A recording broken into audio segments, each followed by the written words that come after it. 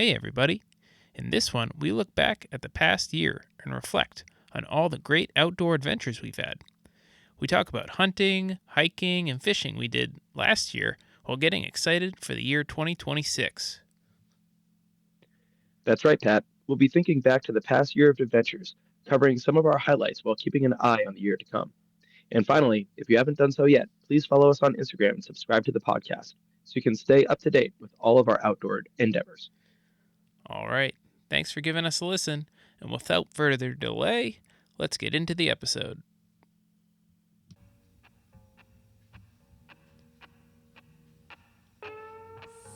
Welcome to the East Coast Hunt, Fish, Hike podcast. I'm Pat Carroll, hunter, fisherman, and general outdoor enthusiast. Join me and my brother Mike as we share tactics, recount stories, and plan our upcoming outdoor adventures. Welcome to the East Coast Hunt, Fish, Hike podcast, your home for stories and tactics in the woods and on the water. I'm Pat Carroll, and I'm joined, as always, by my brother and co-host, Mike. How's it going, Mike? It's going well. It's going well. We're in the middle of the Georgia fickled weather time period, where you wake up in the morning and it might be like in the 30s, and then in the afternoons when we're driving home it might be in like the 70s or 80s. So we're really in the thick of that like spring time period here where the weather could be anything over the course of even just one day. But things are going well down here. We've moved into on our school calendar, we've moved into our third trimester, which is always kind of the indication that that summer in some ways is kind of right around the corner. So we're at least making our way in that direction, which feels good. Nice. Well, in this episode, we're going to take a look at the 2025 year as a whole. I think it's always important to reflect back on where we started the year and what progressions we've made as we go through the year, and particularly in relation to the fishing, the hiking, the hunting. How did it go? Did it go well? Did it not go well? We're going to talk a little bit about what could have gone better, things we'd like to change as we move into the 2026 season, as well as things that really made a lasting impact on us. But first, we're going to push that social media. So we do have an Instagram. That Instagram handle is at ec_huntfishhike_pod. So please make sure you're following us and right there, because that's where you're going to learn about all the new adventures that we're having. We'll post on there anything we're doing to try and share with you guys so that we can get some content flowing for you, as well as receive some feedback on that as well. And tell us how we're doing. That's the best way to move us up the charts, extend our reach to more listeners. And it's also the best way for you guys to let us know what you want to hear about. So let us know what you want to hear. It'll help us cater to your interests. It'll let us know what we can do better, what we can improve on, or things that we're doing well, so we can do more of those things. So yeah, that's pretty much it for now. All right. So, moving into our standard recent outdoors endeavors section. So recently up here, it's been kind of cold. We've gotten some snow, but we are starting to get into some of that springtime frame. I know Mike was talking about spring down in Atlanta. Things start to get warm. Up here, it tends to get a little bit muddy, really. Some of that snow starts to melt. But if you head up to the White Mountains, there's still a decent amount of snow up there, especially since we had an unseasonably snowy winter. So we did have the opportunity to get out and do some spring skiing recently. We head up to the mountains with the kiddos, and they've done a really good job taking to skiing this year. We started the year off just on the bunny slopes, doing those little runs, but recently they've been, my 7-year-old, she's hopping on the chairlift, doing those green runs, and really doing a really good job on that, having a lot of fun. It's really kind of changed the game as far as skiing is concerned. I'll talk a little bit about this later, but it's, I used to go to the mountains and be like, oh, let's see how many runs I can do from the top. But it's like totally changed now. It's just being able to go on that beginner slopes and just ski with her is really what I find as a highlight for the day now. So it's pretty sure. cool. In addition to that, I did do the orientation at a local fish and game club, so I should be Yay. joining that relatively soon. So, Mike, next time you come up, if we want to go to the range, that may be an option for us, which could be a lot of fun. Awesome. But Mike, as far as recent outdoor adventures, what have you been up to? Yeah, well, things have been, as I was saying, kind of at the launch here at the jump. Things have been kind of unpredictable when it comes to the weather. Just yesterday, and we're in like the very beginning of March now as we're recording this, but just yesterday, driving home, it was probably like getting up to 83, Oh 84, wow. 85 degrees on my drive home. Now that is like the warmest it has been by a long shot down here. But on my thermometer, and it was accurate as I was driving home, it was 85 degrees. And then today, this morning, it rained. Um, and the temperature dropped. And right now, I'm sitting out on my screened-in back porch, and it's in the 40s, and I can see my Oh breath. wow. So, like the difference in temperature. I mean, I grew up in New England. I grew up in the Merrimack Valley, and the temperature colds and the extremes, it does not get as cold down here as it does up north. hmm But I do think that over the course of just one day, the like fluctuation between like over the course of 24 hours, it is, I think, more down here than it ever was up north to be able to get that kind of a span. And I know I've talked about it on the podcast before, but it really is like a very drastic swing even over the course of just one day, which is pretty wild. Yeah, it sounds But pretty wild. but yeah, things are going well here. We As you might remember from our last episode, my family and I, we were going to be taking a trip over kind of like the Christmas New Year's time period up north to visit Pat and his family and our parents and family that we have on both sides of our parents' family up north around the Boston area, and my whole family got sick, and so we ended up postponing that trip up north, and so we ended up taking it during what was a very early spring break for us. It was actually starting off in the last week of February and making its way into the very beginning of March. So that spring break trip, we were able to go up north, which was really awesome. Able to see Pat and his family, able to go to his 7 year old's birthday party, which was fantastic. My kiddos were loving being up north. They had seen snow before. We got some snow last year. We got like a little dusting this year, but they had not seen snow in the capacity of like the feet of snow that was still on the ground up north. So they were thrilled about that. And in terms of like outdoor endeavors, I'm not sure if this is necessarily an outdoor activity, but it's certainly an outdoor endeavor that I got. We got both kids, our 1 year old and our 4 year old. We got them to the beach up at Hampton Beach up in New Hampshire, which was awesome. Wow. And we were out there for maybe like an hour. It was cold. It was like in the 20s when we were out there, so but we got ourselves bundled up. My 4 year old and I went and touched with our finger, we touched the water, and it was and she was having so much fun being on the beach that also had snow on it. She thought that was just so cool, and I had just an absolute blast being able to bring my kids to a beach that I would go to when I was in high school, when I hmm was growing up.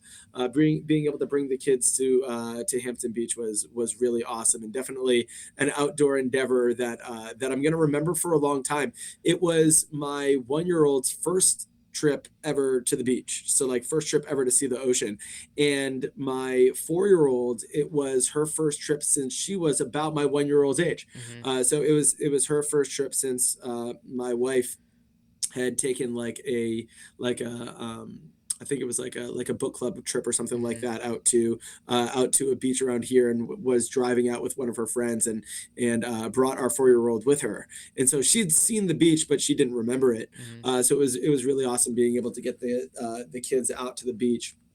But then, in terms of some actual outdoor activities, we've been getting the bikes out because the weather's been nice. My 4 year old can like actually really navigate a bike now, a full pedal bike, which is Nice. great.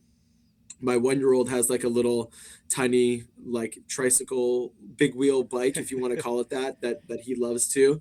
But I've been doing like a little bit of jogging with the kids. We got a this awesome like jogging stroller. Hmm. So just yesterday, I brought it out, and I didn't do much jogging with the two kids in the stroller, but I was able to do it. Those things can really move very smoothly. So Hmm. I'd never had a jogging stroller before. We got one from some of our in-laws, and so I pulled that out, and that was pretty cool. And so I did a little bit of running, did a little bit of jogging with the kiddos there, but I have been able to, over the course of the last couple of weeks, do a little bit more fishing. I had a chance to be able to get out to the Chattahoochee, which I'll talk a little bit about in our year recap. Hmm. And There's another spot that I was unsuccessful in being able to fish, and I'll definitely get more into that in our yearly recap. But I was able to get a line into the water into the Chattahoochee. I wasn't able to catch anything, which has been kind of my story in the Chattahoochee. I'm a lot more familiar with lake fishing, and I've got some stuff to learn. I think about like my technique and about Hmm. some of my timing. My timing has not been ideal. Or one of my timings actually was pretty good in terms of trying to fish the Chattahoochee, but I haven't been able to catch anything yet. Hmm. So I want to talk with some people where I work. We actually have a varsity bass fishing team Huh.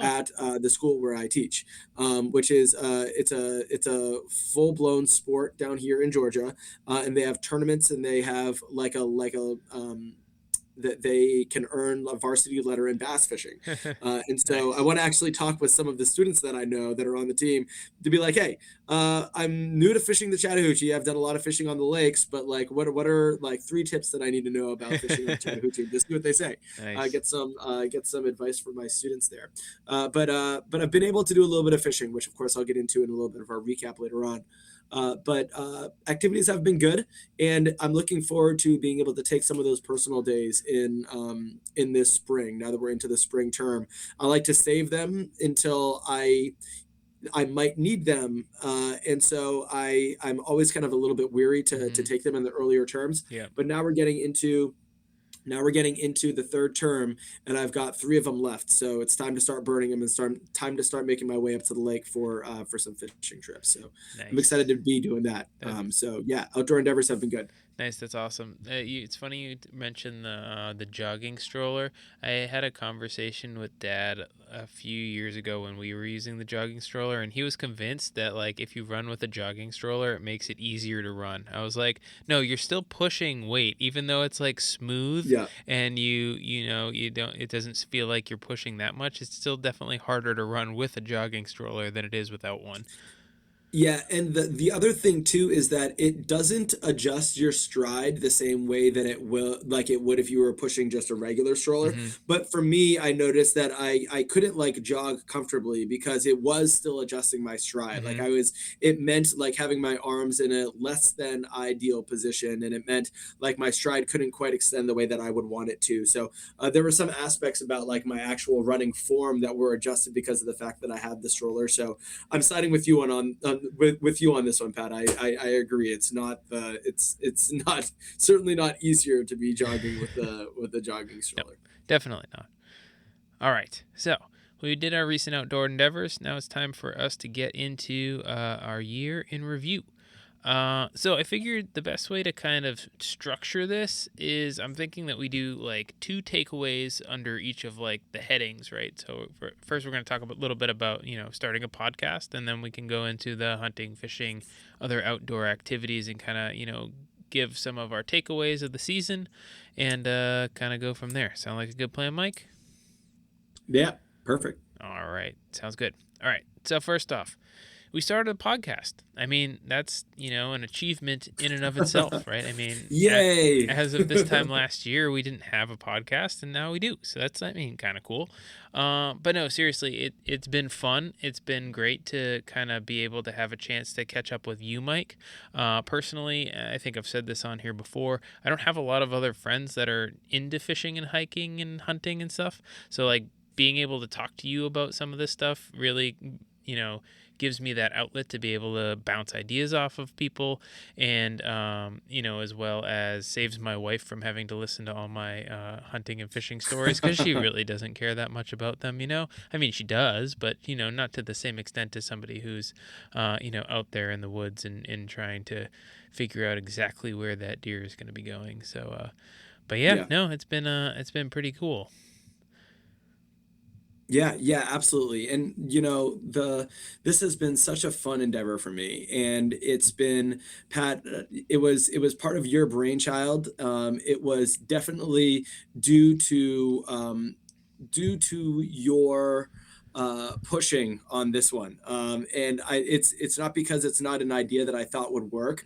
It's more of just kind of like the state of life that we are both in, with little kids. And obviously, if you're joining here from the Required Reading podcast, you know that, like, I do a lot of podcast recordings, and I do a lot of work with that podcast as well. And between that and my writing, and it's always been something that Pat and I have loved to do. Whether it was something that we were going to be able to like launch this podcast, which I am so happy that we have, Mhm. but whether it was going to be something that we were actually going to be able to bring into fruition, was another question entirely. So I just want to give a thank you to everybody who's listening out there who has been a part of this project as much as Pat and I have, because this is kind of like a dream come true for us. Like, this is our kind of like our baby that Mhm. we've been able to put out there into the airwaves. And it's been so much fun being able to grow with you, Pat, to be able to grow in terms of my outdoor activities, in terms of my hunting, in terms of my fishing. It's pushing me out of my comfort zone in a lot of ways, when it comes to those types of things, where my plate is very full, but it's giving me a slightly larger plate. Mhm. And as it certainly doesn't like take things off of the plate, but it does expand the plate a little bit. And when there are things that you're passionate about, like we are passionate about, like we're passionate about, um, well, we're passionate about outdoor sports, but I'm passionate about storytelling, Mhm. and I'm passionate about these memories that I have of things like the hunting camp that we used to go to. I mean, it's a part of who we are. And so for me, it's been really awesome to be able to relive some of these things, and to dive deeper into a passion that I have that is so different from the world of books that I live in. Now, I love the world of books that I live in. I mean, it is there's no other world that I would want to be in, but it does kind of give a little bit of an escape from that. And it's another passion of mine that I get to dive into, which is really fun. So Yeah. so thank you to the listeners at home. It's been really awesome. Totally. Now, I mean, I guess so we don't get too sidetracked here, but I'm just gonna, blast out my two takeaways from Yeah. podcasting here. So first takeaway is that I think it provides kind of like a journal as we move throughout the year, as well as from year to year, which I think is super cool, because I think as we look back on these podcasts or these podcast episodes, we're going to be able to listen to these stories kind of like within the time frame they happened, right? I mean, you always Yeah. have these stories that progress from year to year to year, but like telling them or listening to them like when they happened, you get an entirely different feel for the story, and you remember a lot of those little details that you would forget in like 2 or 3 years from now. So I think that that's really, really cool. And especially, I think it's going to be cool as we continue on with this project and we listen to some of these episodes, or, if our family listens to these episodes years down the road, they'll be able to listen and listen to these stories and experiences that we had and kind of relive them as well, which is super cool. Um, Yeah, absolutely. and then in addition to that, it allows me to bounce ideas off of you. As I said, I don't have a lot of hunting, fishing friends, so this gives me that outlet to be able to say, hey, is this a good idea? Do we think this is a good plan? It helps me kind of organize those thoughts as we move throughout the season, as well as into the season or into the next season. So I really am appreciative of that as well.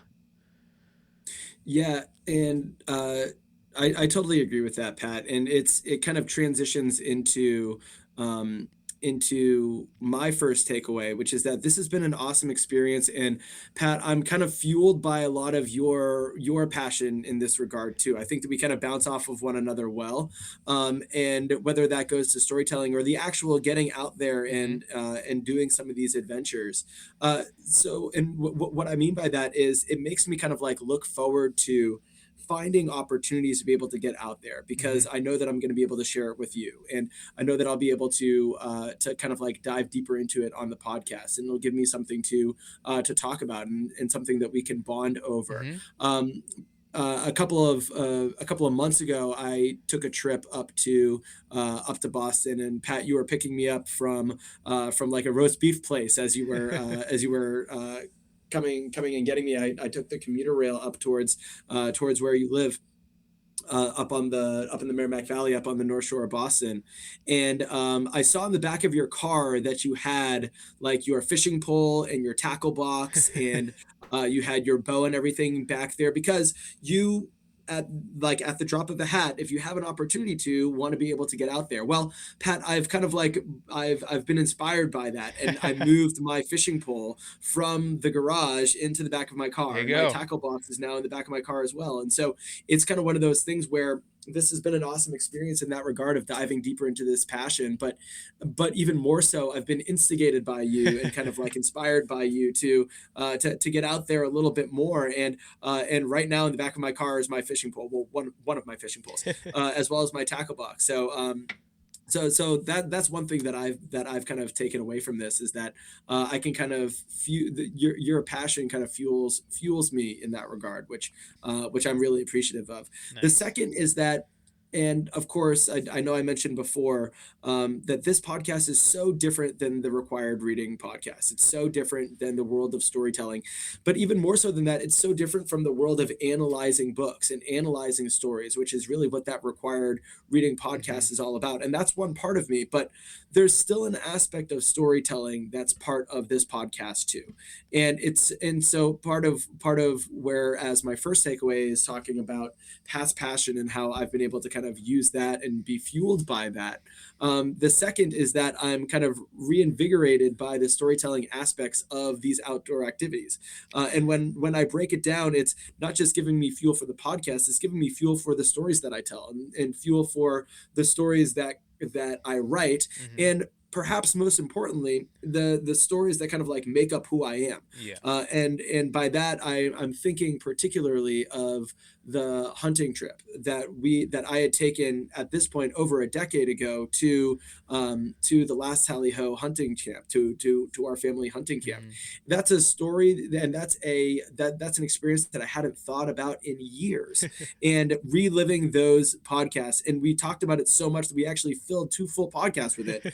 That was some of my like favorite memories with of this podcast, was being able to kind of like dive back into that storytelling. So Mm-hmm.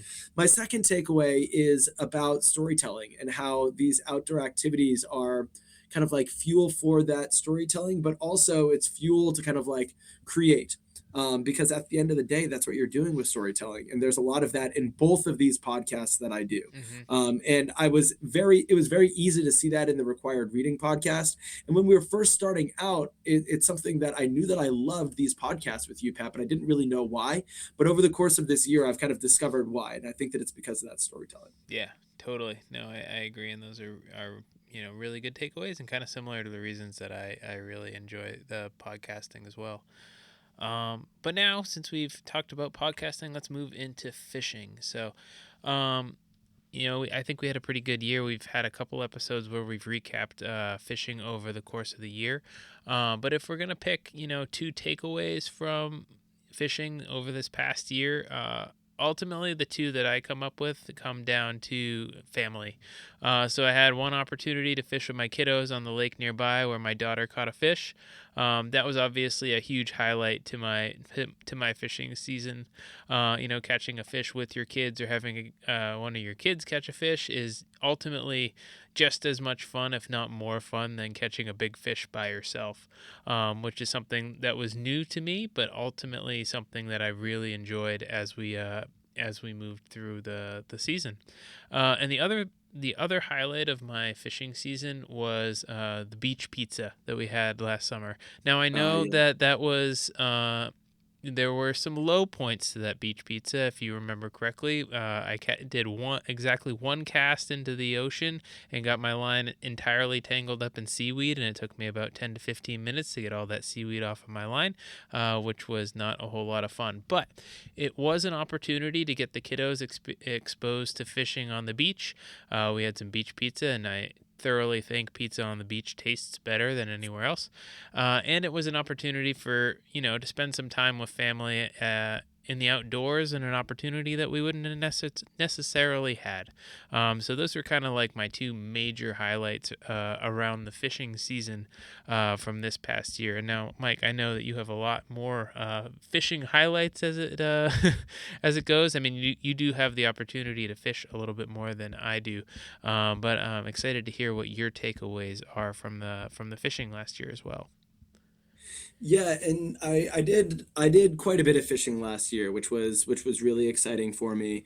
My two takeaways, though, I'll try and keep it a little bit more concise with some of the recap here, simply because a lot of these stories I've told already. Though there were some that I'll kind of mention here.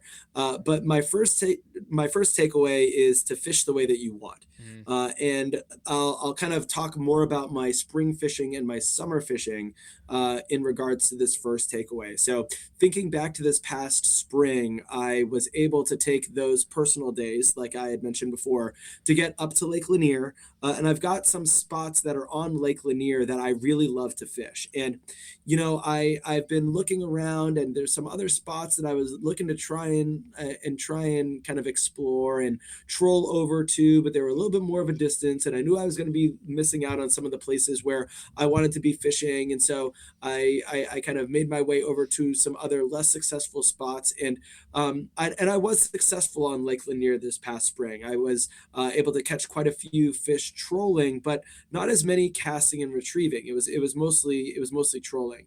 But in terms of fishing the way that I want, I did quite a bit of that when I was in my own kayak, mm, able to get out there on the water. And those spring trips out there, I've got the audiobook that I want to be listening to as I'm paddling around areas of the lake that I want to be paddling to. And sometimes they're successful, sometimes they're not. But I'm reminded about why I love lake fishing, which is mm. that I'm kind of the captain of my own ship, right? And I can cast wherever it is that I want. And if I want to go over there, then by golly, I'm going to go over there. I'm going to paddle my way over there. I'm going to troll my way over there. Maybe I'll catch a fish on the way over there as I'm trolling. But Mhm, being able to fish the way that I want is something that I really want to kind of like lean into, especially now that mhm, we're getting into the springtime here. Being able to kind of have that freedom and fish when and where it is that I want. That's an aspect that I want to continue doing.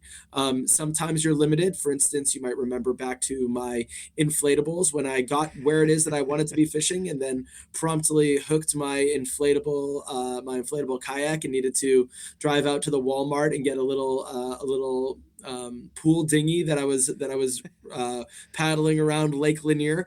So sometimes it's I got to get over my stubbornness and fishing the way that I want to. Probably would have been better just to fish from the shore, mhm, from the banks, but nevertheless, being able to fish the way that I want to was really good in the spring. And then in the summer, similarly, being able to fish the way that I wanted to, I saw some success. I had been seeing quite a bit of success trolling, and I wanted to make sure that I was kind of getting back into what I loved about fishing, which mhm, is casting and retrieving, and that feeling that you get when a spotted bass or any fish hits that line as you're reeling it in. I mean, there is nothing like that sensation. And so you might remember as I was talking about my trips up to Lake Kiwi, especially in the early summer. My 4-year-old wasn't sleeping well, and so I was getting out there into some of those early time periods, which were really ideal, especially in those early summer months. And I was able to cast and retrieve, and I caught quite a few fish, casting and retrieving, even right in even kind of like right around the points that I'm used to. But some of them had my 4 year old in the canoe with me, and Hmm. or in the yeah, it was in the canoe with me, and that was really special. And so being able to like fish the way that I wanted in terms of my methodology and being able to cast and retrieve was really great. And I even when I forced myself to do that, I saw some success where I wasn't used to seeing success. Hmm. I saw some success when I was out there in the middle of the day in like the heart of the summer, being able to like cast and retrieve right through these like swells, right through these waves. I saw some success in kind of like fishing the way that I wanted to there, and that felt good to be able to do that. The other takeaway that I have when it comes to fishing has more to do with this fall, and I haven't been successful yet fishing the Chattahoochee. But my other takeaway is that yes, you want to make sure that you're fishing the way that you want to, but second takeaway, also a way that works with working on the craft the way that you want to grow. Hmm. And so I want to be able to fish successfully the Chattahoochee River. And I'm enough of a teacher to know that you're not going to get something right the first time that you do it. You're probably not going to get it right the first couple of times that you do it. And so when it comes to fishing the Chattahoochee, I've got a couple of places that I really wanted to try out. And so this has been a goal of mine for a long time, is to get out there on the Chattahoochee. And so kind of like our goal of like starting the podcast, which we were able to do, Uh-huh. being able to fish the Chattahoochee has been a goal of mine. And this past fall, I finally got the line in the water. And so I knew that whether I caught a fish or not, I wanted to be working on my fishing in a way that was going to be growing in that direction. Hmm. And so I found a couple of spots and I took the time to be able to go out there. And so I was casting and retrieving from the banks of a couple of spots. The first time that I went out, it was like the middle of the day. It wasn't in the right season, so it was far from ideal. But I Hmm. got the line in the water, and that was kind of the push, the oomph that I needed in order to kind of like do it a little bit more and more. And so a couple of weeks ago, again, seasonally it wasn't necessarily the right time, but it was the right time of day, and it wasn't a terrible like seasonal time to be getting Hmm. out there. It's getting into kind of like the start of some spring fishing, so it wouldn't have been crazy if I ended up catching any fish. But it's another spot that I've been driving by that I've been dying to get out there and make my way into. And so I had a telehealth appointment actually, and so I was on the phone with my doctor, and I specifically picked this park that I know had a drop in point Hmm. that was right on the Chattahoochee River. And so I actually got to my appointment location like 45 minutes ahead of time, and I went out there to the river and I made my way down there. And as I was going, I saw all of these lines that were like tangled in the overhead brush, and I was like, "All right, this is a good sign. People are fishing here." And Hmm. then I saw some lures and some stuff that was kind of like a little bit closer to the river, and I saw some beer cans, yes, too, which tells me that this is a more populated area. But I was like, all right, this is an area where people are fishing. Like I see some lines in the trees, I see some lines down there, like in the water, and I had seen some people fishing this area before as well. So I knew that it was kind of a little bit more of a successful spot. And so I was fishing it, I was casting, retrieving, and I was using, of course, my Rapala shad, my wrap shad that I use all the time. But I wanted to push myself even a little bit more to grow in this craft the way that I want to grow. And so I Texas rigged a fake worm, kind of like a la the Kanamis that we used to use, Yep. Pat, up north. And I was casting and retrieving a little bit with that. Now, at this point, it started raining before my Hmm. appointment, so I wasn't out there able to use the Texas rigging all that long because Hmm. it started getting the rain. When you have a little bit of rain, that's all right, but it started really coming down. And so I made my way back to the car for my telehealth appointment. But my second takeaway, I'm happy that I was able to do that. And the more that I look around at some different areas, the more that I'm happy that I have my fishing pole and my tackle box in the back Hmm. of my car now, There you go. because it helps push me. Like, you know, I have this spot. We were going and visiting one of our coworkers who has a child in my 1 year old's room, and we had just like a play date with a bunch of other parents that were just going over to one of our coworkers' houses after school, and it's right around the corner. It's like Hmm. a mile and a half from school. But in that mile and a half, there was a tiny little lake that I was not aware was there. And so we drove past it, and I was like, ooh, I wonder whether that would be a good fishing spot. And of course, we're Hmm. driving by, and it's like it's in the afternoon, and so the sun is glistening off of the water, and I can see out to all of these like little benches that have these lookouts over the lake. I was like, those are designed for fishermen, and Uh-huh. I was like, this could be a great place for me to be able to go and fish, and it's within a mile of where it is that I work. So I Hmm. could go out during an early or a late off period at the start or at the end of my day, and I could go out there and I could catch a fish. Hmm. And so I planned on doing that. I just said that we had our transition from our second term into the third, so we had our finals week, and so I had like an hour that it wasn't ideal timing for fishing, but I was like, I'm gonna make my way out there to that lake that's right around the corner. So I went out there. I had everything in the back of my car. It's actually why it is that I had my Yeah. fishing pole and my tackle box in my car, which have stayed there since then. And I drove out to the lake, and Pat, it was empty. They had drained it Oh no. because they're doing studies there. They had found, sadly, a dead heron Oh no. that was on, which is like in our area. It was grounds to like do some studies and stuff on the lake, Mm, and so they drained the lake. But it is a lake that they do have typically stocked with some really? spotted bass and with some trout, and so it was one of those things where it's like, oh damn it, they drained the lake on me. But I do know that they stock it and that they fill it back up, and so I've been going back through to see if they've restocked that lake and whether they've filled it back up again, because they do intermittently do studies on this lake. Because I think it was like a couple of years ago or a year or so ago they found a dead heron that was there. But still, nevertheless, it was kind of that inspiration that I needed Hmm. to be like, all right, there's a spot that's here. I kept thinking, Pat, of that spot that's by your work, that you've Uh-huh. got your fishing pole and your tackle box in the back, and you went out when it was raining and you caught two fish in 20 I minutes. And so did. I was like, you know what, I'm going to do it in an off period, and I'm going to be able to catch like if I do it 3 or 4 times and I catch a single fish, or even if I don't catch a fish, but I know that there's fish in the lake, it's a chance to be able to catch something.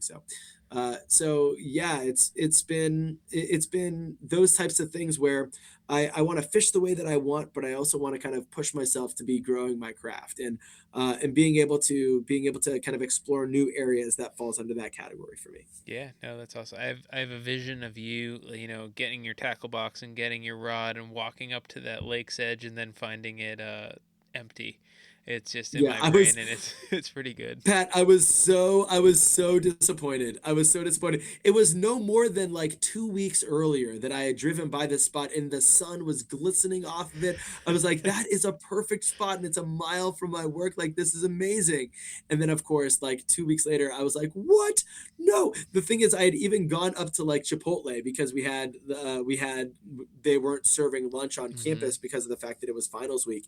And so I went up, I like got my food, and I was like, I'm gonna eat it on the park bench. I'm gonna get a line in the water. And of course I'm driving up there and the lake's empty. And I'm like, oh my gosh. So there I am. I'm eating my Chipotle, my burrito. It's falling all over my lap. I'm pissed off in the car because the lake's been drained. And so it was just like a total and complete reversal. It was like a 180 from what it is that I was expecting. Oh wow, that's that's pretty great.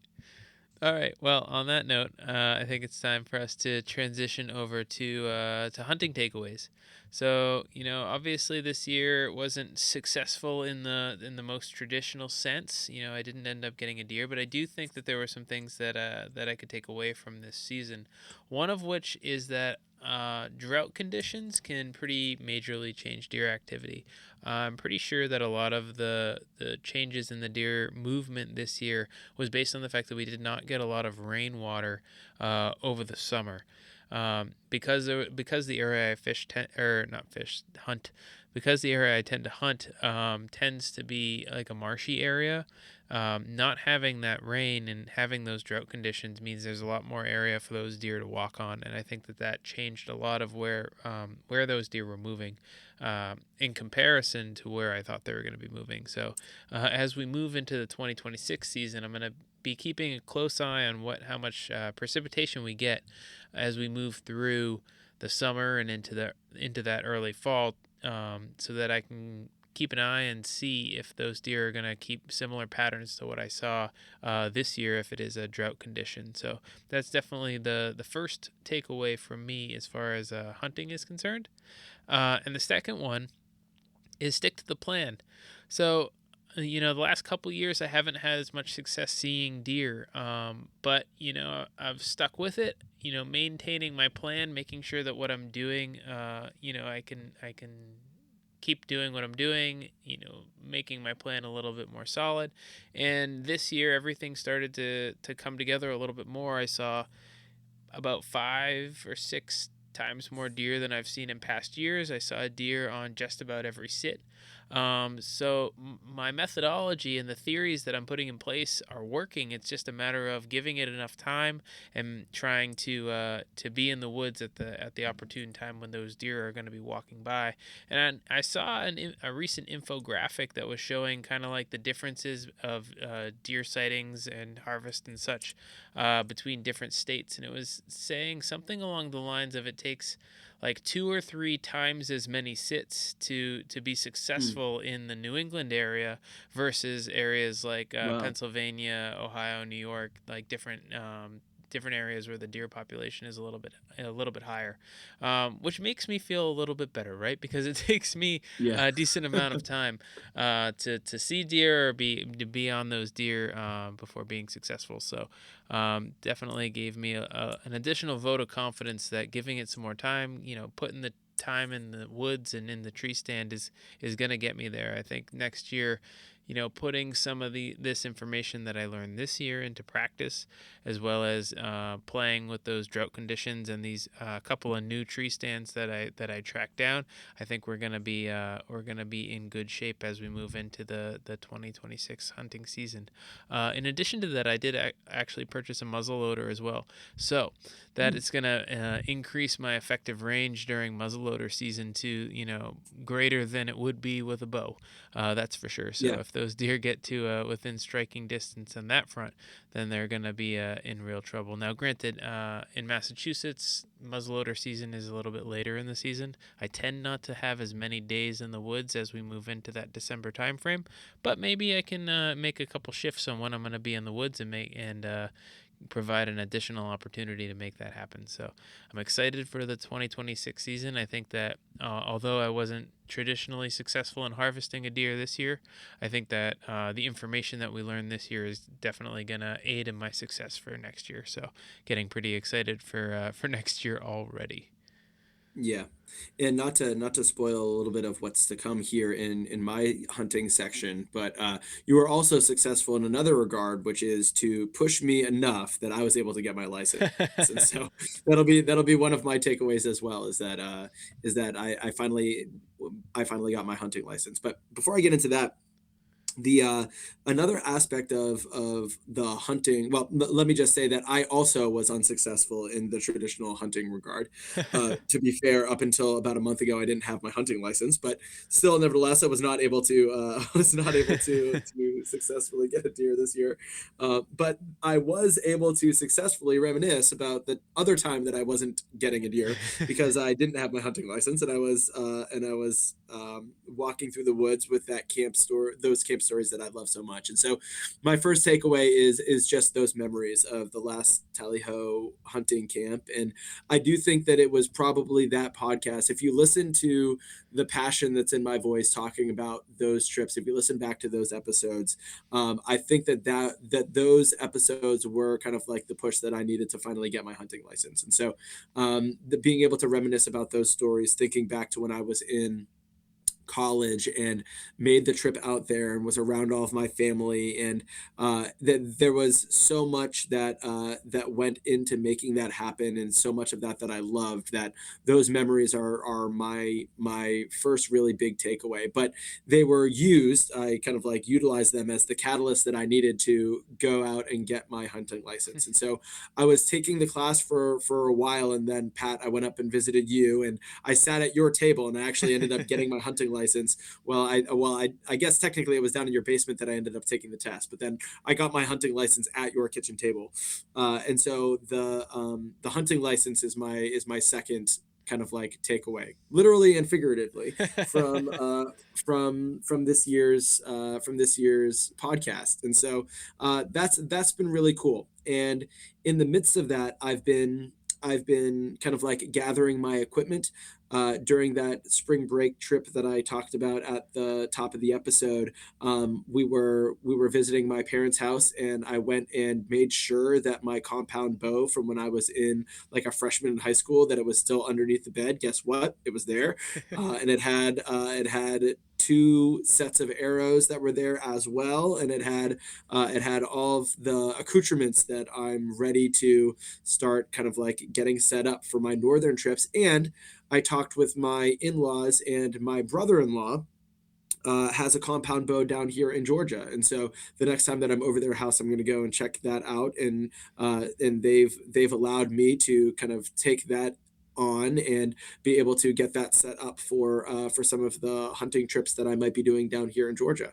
And Nice. Pat, you're welcome, of course, and I'm excited to have the potential for the future of being able to get you down here to be able to do some hunting down here in Georgia. So being able to kind of like scope out those trips and think about where it is that we might be able to go. And that's really what it is that I enjoy about this whole process, kind of like planning out those different trips that are to come. I get really excited about that. And Pat, I know that off the air, we've talked a lot about your excitement about those types of things, me coming up north, you coming down here, down to the south. Hmm. This is, after all, the East Coast podcast, East Coast Hunt Fish Hike podcast. And so being able to kind of cover our bases with both the north and south end of the East Coast, we're really excited for the material that's going to be coming your way about some of those hunting trips. And it had to start with me getting the license. And so that is certainly something, Pat, I am convinced would never have happened were it not for this podcast. So thank you to Pat, and also thank you to all you listeners at home for making this possible as well. Because were it not for the podcast, I definitely wouldn't have done that. Yeah, Mike, I gotta say that if you enjoy the perspective of scoping out trips and planning and all that stuff, I mean that's like literally the majority of my enjoyment from hunting just comes from planning what I'm gonna do next or what the next sit is gonna look like. I mean, not to tease too much into what we're going to be doing next season, but now that you have your hunting license, it allows a lot more opportunity for us on this podcast to be able to discuss some our upcoming plans, upcoming trips on, if you're going to be coming up here for any hunting, if I'm going to be going down there, we can discuss that. We can plan on air. It's going to be very exciting. I'm super excited for you to have a hunting license, and super excited for kind of what the next steps in this crazy project is going to look like. Yep. Mm-hmm. Nice. Yeah, absolutely. All right. So now that we've discussed hunting, now into I've labeled this hiking and other outdoor activities, because we did really cover a Yep. lot of other outdoor activities over the course of this year. Any opportunity to get outside is a good one, and I think we took full advantage of that. So my first takeaway is, even a small hike with kids can feel like a major accomplishment. So I will say that, Yes. obviously hiking with kids is a challenge in and of itself, but you know, part of it being part of this podcast and doing this has pushed me, similar to you, Mike, in a way that I would push for the kids to get outside, or push for our family to do like even a small hike on a weekend on a in a time where maybe we wouldn't have done that in the past, right? So getting out and doing, driving up to southern Maine or southern New Hampshire and hiking like a small mountain with the kiddos was Mhm. something that we didn't do a lot of that in years past. But I think this year we did. We probably did that, I would say, 4 or 5 different times. We went on different hikes with the kids, some of them really small, some of them a little bit bigger. But that, one, I feel like it's an accomplishment even to get there, to get, once you even getting to the mountain, to the hill, to whatever, is an accomplishment with the kiddos, and then getting them up the mountain is like another accomplishment. And every time you do that, it's like another step in the right direction of teaching them or instilling in them a love for the outdoors. And that's really what I think is really important. And I think that I think I did a good job over the course of this year in achieving that. So really excited about that. And yeah, hiking with kids is a challenge, but it's super rewarding as well. So you can't back down from that challenge, even if it's a disaster. Well, here's the other point, right? I mean, obviously we have a podcast. Even if it's a disaster, it's going to be a great story for the podcast. So Yep. there's really kind of a win-win there either way. Yeah. Uh-huh. Yeah, And then absolutely. the other part, or my other takeaway, is around skiing. Um, my kiddos really kind of started taking to skiing this year, which was really exciting for me. I haven't had the opportunity to really do that with the kiddos in the past, but it's been really exciting watching them learn. Get to a point where they're feeling a little bit more comfortable on skis. In my older daughter, the opportunity to get on the chairlifts and ski those slopes has been awesome. With my younger daughter, just seeing her on the skis and watching her on the magic carpet and the bunny slopes and having fun there has really been awesome as well. So, my second takeaway is really skiing easy trails with somebody who's just learning can be just as much fun as tearing up, steeps and going Yeah. fast by yourself, which is it's just new to me, but something that's been really really awesome this year, and I really enjoyed that. Yeah. In regards to that, one of my takeaways is going to kind of overlap a little bit, I think, with that, in terms of kind of one of my takeaways and kind of like lowering the bar of expectation, if you will. But I'll get into that in just a second. But yeah, Pat, I was so disappointed when we weren't able to get up there to go skiing with you guys. I was looking forward to being able to A, hit the slopes with you, Pat, but B, being able to get the kids, at least our to 4-year-old, out there on skis for the first time. Especially being down here in Georgia, we just don't have the opportunities to be able to do that for on sure. the weekend. We can't just throw the skis in the car and be able to get up to the to mountain. So to be like fair, when that yeah. that private lesson was kind of a disaster for the kiddos. So it was, I'm not sure if it would have been. I don't know how much success your little ones would have had. I mean, maybe if they were there, it would have been an awesome Yeah, yeah, you know success. what, You never that's what we'll know, tell but ourselves for next time, Pat. I That's will what we'll say tell that ourselves. But there were certainly challenges associated with that private lesson. But I can't say that it wasn't in some ways successful, because the girls have started skiing more, and they're starting to yeah. enjoy it a lot too. So I think there was something that came away from that. But go on, continue. Yes, absolutely. But when it comes to my takeaways from these other outdoor activities, I wanted to kind of like, or I didn't necessarily want to, but I ended up simplifying things this year in a really good and powerful and beneficial way. And so when I think about some of those other outdoor activities, I think about just canoeing and paddling around with my 4-year-old daughter.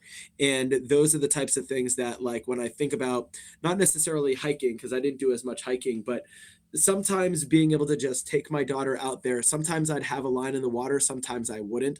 But those are some of my favorite kind of memories in terms of being outdoors. It's being with my daughter and being able to take her out there, even if it's just for 45 minutes, even if it's just for an hour, being able to be out there with her was really, really great. And so I love canoeing. I love paddling. I love Hmm. kayaking, and so being able to share that with my daughter has been really awesome. Now, I'm also looking forward to sharing that with my son. He's 1 right now, and I don't feel comfortable having him out there in the canoe, nor Hmm. would my wife, nor would anybody else in our family.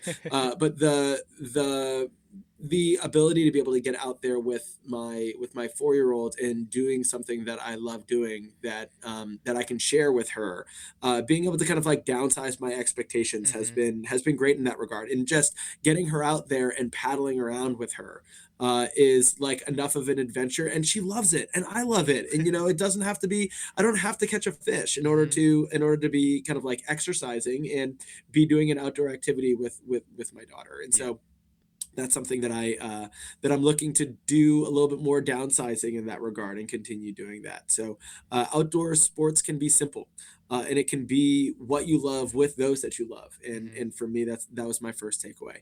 And my second takeaway kind of comes down to what you were talking about, Pat. About being okay with small progress. And Hmm. I've got two examples of that when it comes to other less traditional outdoor activities. It's not hunting or fishing, but wakeboarding. I guess we're talking about like downhill skiing. And so wakeboarding is, well, I can't get up to the White Mountains and I can't get up to Loon on the weekend. I can get out to the lake a Hmm. number of times over the course of the spring and over the course of the summer and even sometimes over the course of the early fall. And so I do a lot of wakeboarding now. In fact, I do way more wakeboarding than I do snowboarding or skiing. I get out there like multiple times over the course of the summer. Hmm. So I wasn't able to get up there on the ski trip this past winter, but I go out a lot in the summer. I'll go out like 5 times a week when I'm out there with my father-in-law, taking Hmm. out the kids out onto these water skiing and wakeboarding runs, and I do that every summer and I love it. Yeah. And I've grown to be so comfortable on a wakeboard where I mean, it's still very tiring. You're still using muscles that you didn't know you have and that you're reminded that you have in the days that follow afterwards, as is always the case when you're getting into your 30s and 40s and Hmm. still somehow in your mind you're a teenager or in your 20s. But I'm very comfortable up on a wakeboard. But over the course of the years, and this has been the case since I was in my 20s, my brother-in-law is like an outstanding wakeboarder, and always has been. And he's jumping and doing twists and 360s and jumping the wake. And I would always watch him wakeboarding and be like I'm an athletic guy. I coach 2 sports. I used to coach 3 sports. I'm very, like, good on my feet. I'm nimble, I'm fast, I'm quick, and I'm quite athletic, I like to think. And so, I should be able to do that, right? My muscles are just as capable as his muscles. Like, I should be able to do that. And so I've had in my mind, like, I should be able to jump over the wake. And so every summer, like, that's my goal. It's like I'm gonna jump over this damn wake.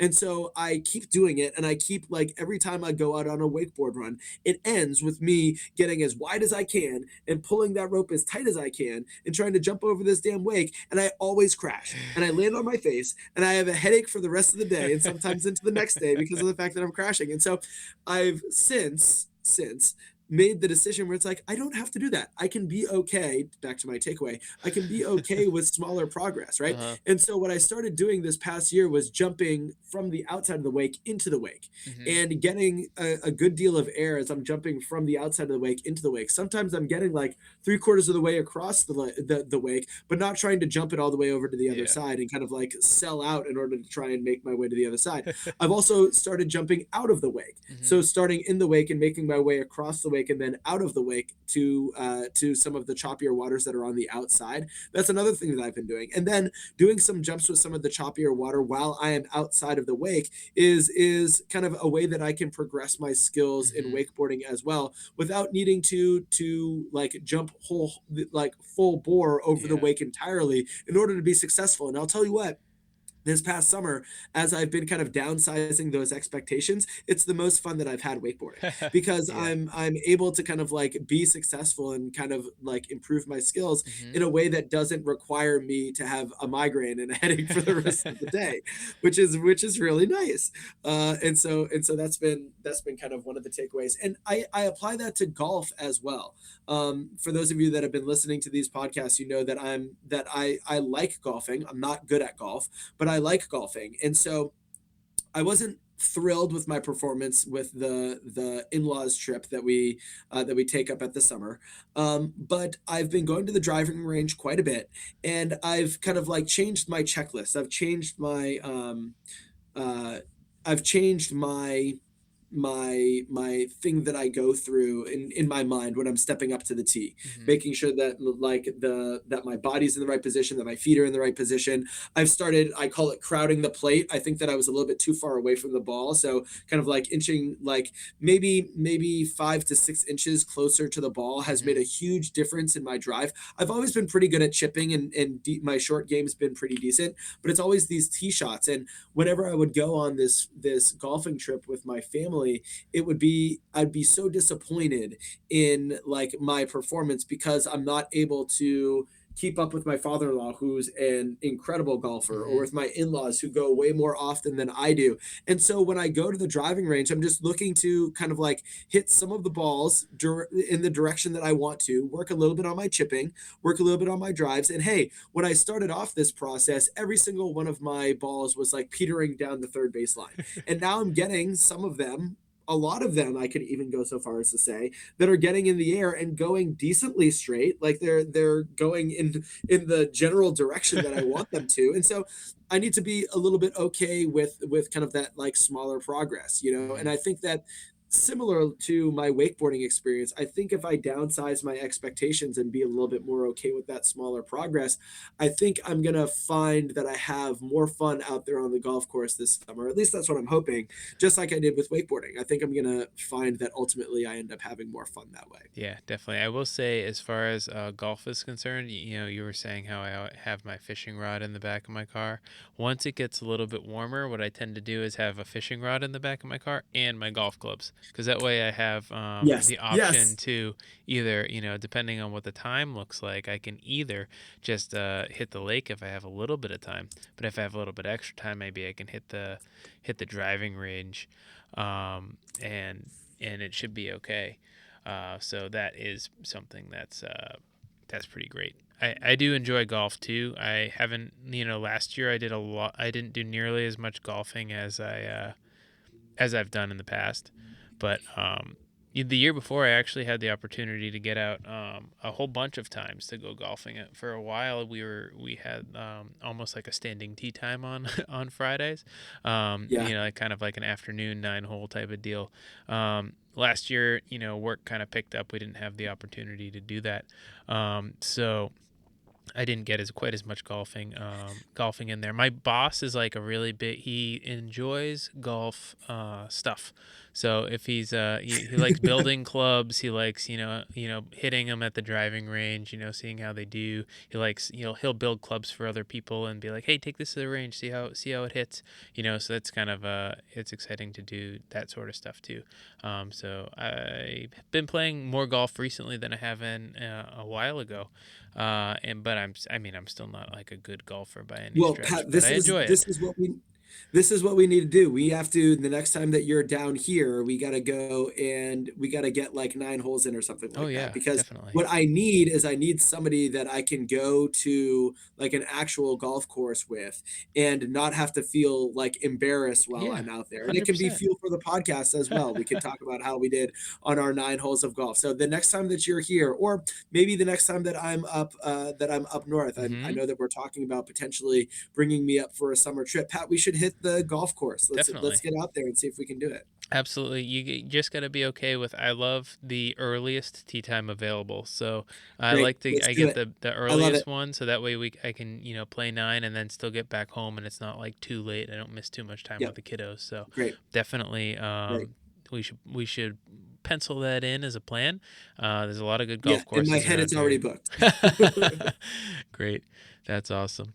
All right. Well, Mike, I think we did a pretty good job recapping our the year 2025. What do you Yeah. what do you think? Any additional thoughts on 2025 before we wrap it? No, I don't know why, but this has been one of my favorite episodes, Pat. It's been fun to kind of like recap the different adventures and stuff that we've had, and got kind of like one eye looking back into the past and another looking into the future. And I think part of the reason why I'm so excited, and this will kind of transition into our sign off here, but I'm really excited about the future of my outdoor activities, and I'm really excited about the future of this podcast. And I know that Pat will kind of sign us off here in just a bit, but I'm looking forward to where it is that we can bring this, Pat. Hmm. And that doesn't just mean the different fishing trips and hunting trips that we can go on. It means the different people that we can bring into this community, the different friends that I have that are guides on the Chattahoochee River, and people that I know that have worked out in Colorado, people that I know that have worked out in Oregon. My brother-in-law who runs like the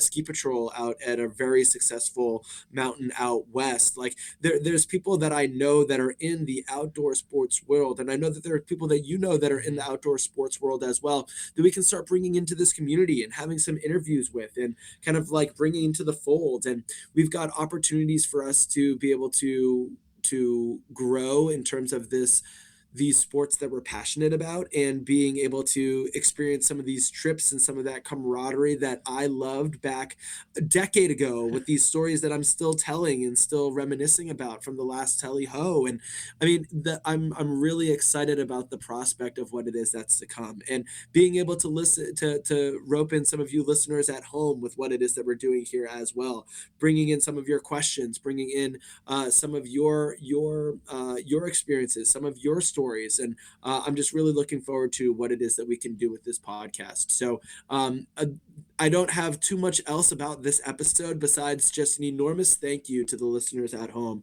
for helping to make this possible, and for listening to these stories. And get ready, because we've got a lot more coming at you, and I've got the biggest smile on my face as I'm saying this, because I'm really excited about it, and I can't wait to see where it is that we're able to take this back. Yeah, no, absolutely.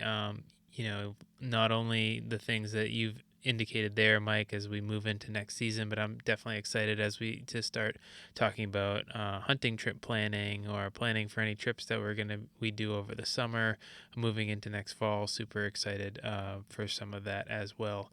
But listeners at home, this is gonna be the last official episode of the first season. So Mike and I have decided to kind of do this podcast in seasons. So this is gonna be the end of season 1. Now we are still planning on generating content between seasons, so it'll just look a little bit different. So be on the lookout for some encore episodes. So episodes that have portions of your favorite episodes, favorite clips from the first season, as well as we're gonna do some pop-up episodes over the summer as well, just with some short recaps on summer adventures, things we're up to, just to keep you guys in the know, and give you guys a little bit of a teaser as we before moving into season 2.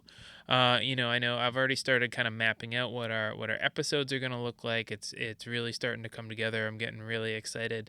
So we're going to take a little bit of time here to do some heavy recording. We'll still make sure we're in contact with you guys, but this is also a perfect opportunity for you listening at home to let us know what you guys want to hear about, because this is the time. If I know that folks want to listen to or hear about a specific topic, we can pencil that in. We can have a whole episode about it if we know that listeners want to listen to that. So make sure you're rating, reviewing, commenting. Drop me an email if there's something you guys want to hear about, and we can absolutely make that happen.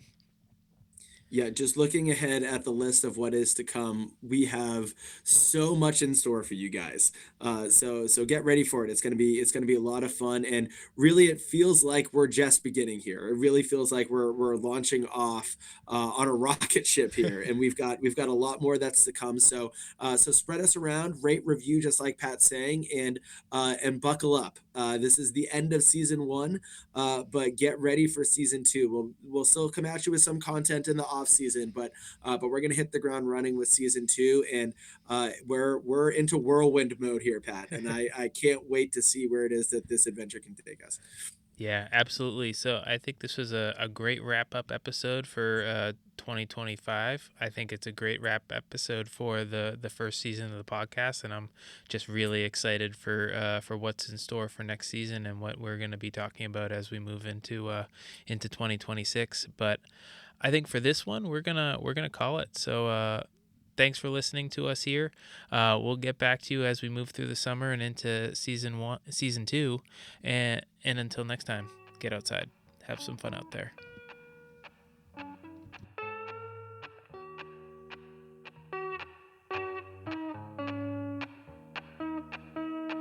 Thanks for listening to the East Coast Hunt Fish Hike podcast.